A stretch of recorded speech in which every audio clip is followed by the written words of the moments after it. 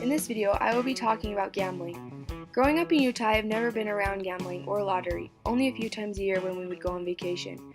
But once I moved out of Utah into Kansas, I noticed it a lot more. I noticed that it was basically in every gas station that you went to, and a lot of people participated in it. I personally have no problem with it, but I was just used to never seeing it or understanding what it was. Throughout the state's history, Utah gambling laws were always restrictive. Even today, Utah is known for a rigorously anti-gambling attitude, outlawing even lotteries. The definition of gambling is risking anything of value upon the outcome of a contest, game, gaming scheme, or gaming device when the return or outcome is based upon an element of chance. Gambling in Utah is considered a Class B misdemeanor, punishable by up to 6 months in jail and a fine up to $1,000, which concludes that all forms of gambling are illegal in Utah. There is one way in which the people of Utah have learned to gamble within the state's borders. It is that there are 3 elements to illegal gambling, and if one of the elements is missing, then the activity cannot be considered illegal.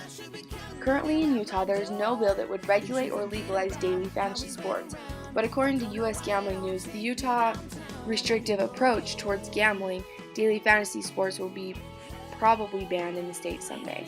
There's a revenue that states get from non-lottery gambling, so personally, I don't understand why Utah wouldn't participate in the gambling if they could make somewhat of a revenue. Lotteries are somewhat the same way. They have become popular the past couple of years because they tend to raise revenue without raising taxes. This is one of the laws about my hometown state that I do not understand, and I hope that one day it would change.